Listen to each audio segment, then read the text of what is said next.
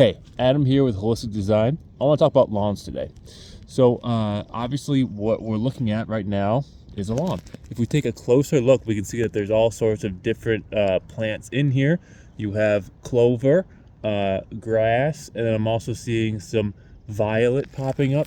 And right there's the violet. And so those are the three primary plants. So there's a lot of history to lawns.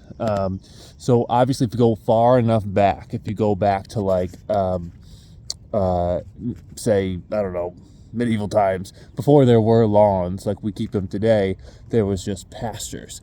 And on pastures, what would happen is that you would have the cattle graze a certain area. It would be short grass. It would look very pretty. I mean, you can think of today like Ireland would be like a rural island. Ireland would be the quintessential beautiful pasture.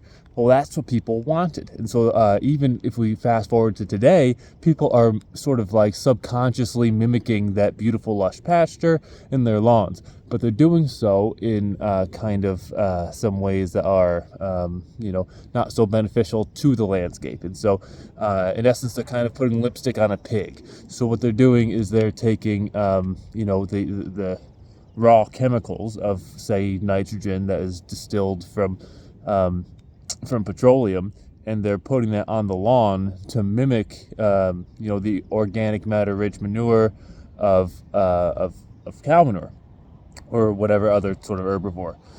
So what you get is an earth that's in the typical landscape synthetically fertilized up, and it is herbicided up, so it's going to be just grass, just this carpet of grass with no violet, no clover, no anything else in there.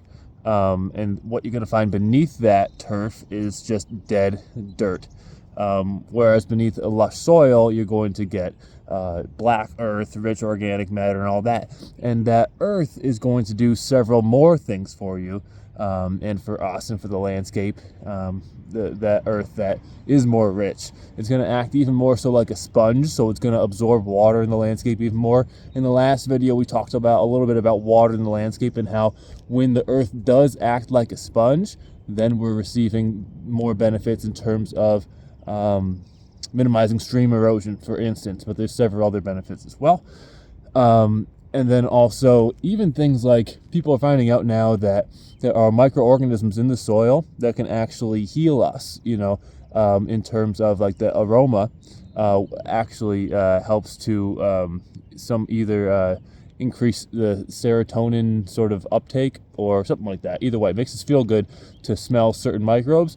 Guarantee those microbes are not as prevalent in soil that is fertilized with synthetic fertilizers, because those fertilizers are kind of bypassing the traditional pathway of how plants get nutrients. So basically, the synthetic pathway is the pathway of, okay, we'll just give the grass the nutrient instead of the organic matter pathway, which is we'll feed the microorganisms. Microorganisms then die and exude, their waste products, and then the plants uptake their waste products. And so you're feeding the whole circle of life when you're fertilizing naturally, whereas synthetically you're fertilizing just the plant itself. So that's a little bit about what lawns are mimicking in our minds, and then also the dangers of synthetic fertilizers versus organic fertilizers. There's a lot to talk about with lawns. On a future video, what I'm going to talk about is lawn care, such that you can get that pasture-looking lawn in a way that does not include synthetic fertilizers. I could talk about how to convert a lawn from synthetic fertilizers into organic fertilizers in a way that doesn't look terrible, because that's not really that easy to do. So hit the like button, hit that subscribe button. Let me know if you like this. Also, I got a book coming out, Ecosystem Gardening. It's coming out May 1st, and stay tuned for that. Take care.